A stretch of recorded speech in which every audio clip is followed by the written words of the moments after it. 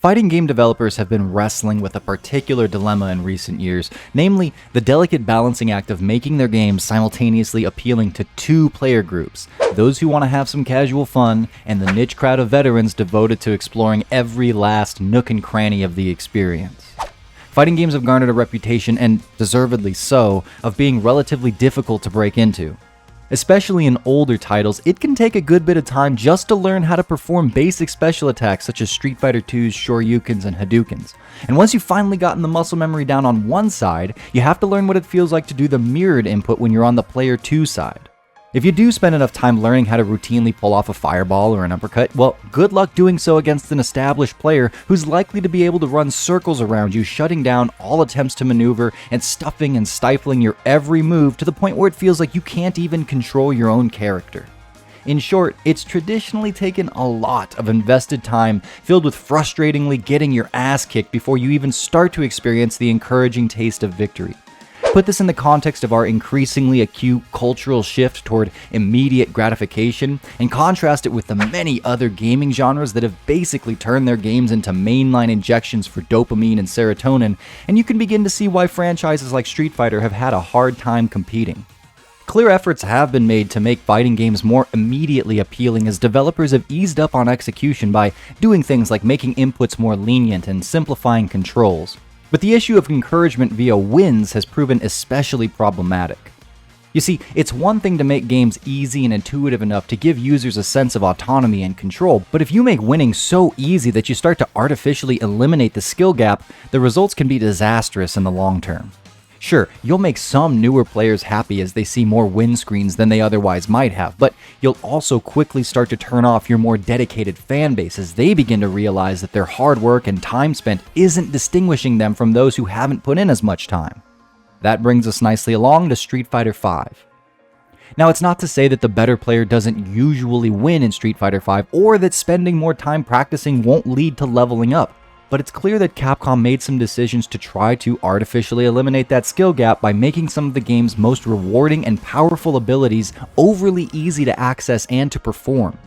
Exceptionally powerful V-triggers, and the way they affected other normals and special moves by canceling into them was a big part of this too, were the most egregious contributor here.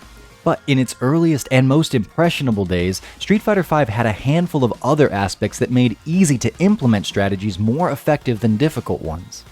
Jabs that functioned as anti-airs, which probably weren't intentional but very much existed nonetheless, were way quicker and more consistent than performing traditional anti-air specials or command normals, plus they offered free left and right mix-ups immediately afterwards.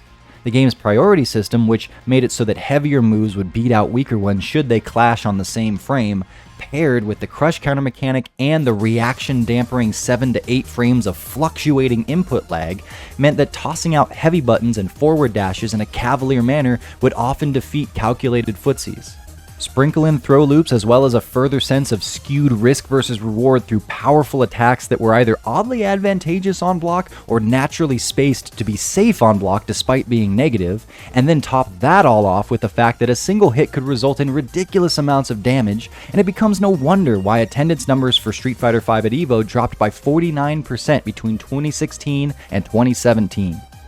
Ironically, in an attempt to make it feel like you wouldn't have to slog through tons of losses in order to start seeing wins, you now had to slog through an even greater number of frustrating matches before you'd start to feel distinguished from the average player. Capcom attended to virtually all of these problematic parts of the game over the next few years, eliminating some and reducing the effects of others, but first impressions are lasting, and I think I'm surprising no one when I say their attempts to make Street Fighter V more accessible through easier wins was an overall detriment to the game. Here's the thing, making newer players feel like they can win is still one of the most powerful draws you can design into a game, and it's still a valid approach if implemented correctly. I recall playing on a Mortal Kombat 4 cabinet for the very first time as a 10-year-old in the late 90s. The first 2 to 3 arcade mode opponents did little more than toss out occasional standing punches, and I was able to breeze through them with my expertly mashy Sub-Zero. On the 4th or 5th fight, however, which I remember distinctly was against the Wind God Fujin, the difficulty suddenly changed and I got utterly destroyed. I remember the exact feeling after experiencing my first loss though, and that was, it must have been a fluke, I know I can do this, I just proved how good I am like 3 times in a row, let me get in there and do it again. Fujin tossed my other 2 quarters and my character down a well that didn't grant any wishes, but I was still excited to come back, and eventually I got good enough to make it through the arcade ladder on a single token. Might there be a way for today's fighting games, which are primarily played online instead of in arcades, to capture this without stepping in the same pothole Street Fighter V did? Not only is the answer yes, it's all but necessary to maximize accessibility. How might developers do it though? We can actually turn to the insanely successful Fortnite for some leads. Fortnite is not at all a fighting game, but a battle royale where 100 players drop onto an island, collect weapons, and eliminate each other until only one remains. You can also play this in teams, by the way. In addition to being free to play, having intuitive controls, and being available on just about anything that has a screen, Fortnite all but makes sure you experience wins, big and small, very quickly. A few friends and I began playing Fortnite recently, and we found that we do especially well when we brought a brand new player into the fold. You can bet that this got everyone we invited hooked, and now we sometimes have issues where we have more players than party slots. You see, when you drop into your very first game of Fortnite, you're actually only dropping in with 24 other players, all of which are likely inexperienced. The other 75 opponents on the map are bots, and they suck. Chances are that you're going to win your first firefight, and if you've got even the smallest amount of experience with shooters, you might win your first game. You might win your first few games. Fortnite goes out of its way to make new players feel like they're better than they are. Is this a tad dishonest? You could argue as much, but when you think about it, it's really a victimless crime at its worst. Top players aren't affected in the slightest by this, and new players are motivated to keep coming back and legitimately get better as they progress. The bot count decreases and the player skill increases as you level up, but even in the highest tier 3 games of Fortnite, they still have 20 AI opponents.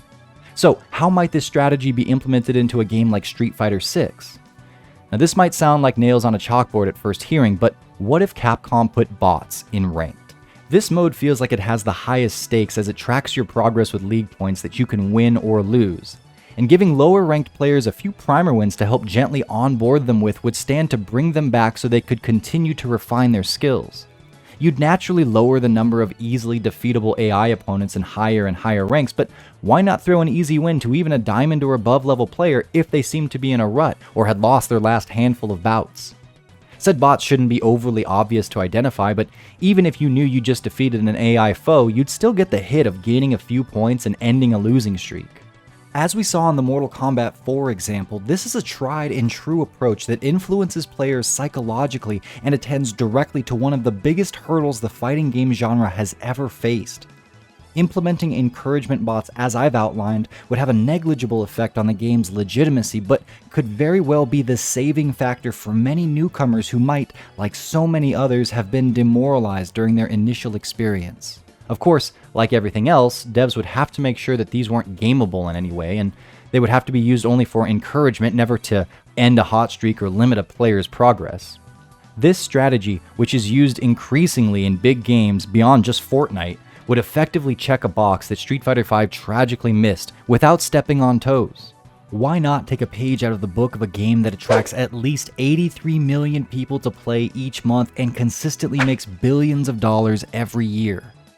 Capcom is already doing a ton to make Street Fighter VI the most accessible franchise entry yet, including making ranked play less daunting and giving players safety nets before ranking down. Why not add to the momentum, confidence, and enthusiasm of players by handing out a few harmless gimmies every so often? We'd love to hear what you think of this idea, so please feel free to comment below along with a like and a subscribe if you enjoy our content here. I've been John Velociraptor Guerrero, thank you so much for watching, and we'll leave you with this footage of me losing horribly to a Chun-Li in Fortnite named Pappy McSlappy.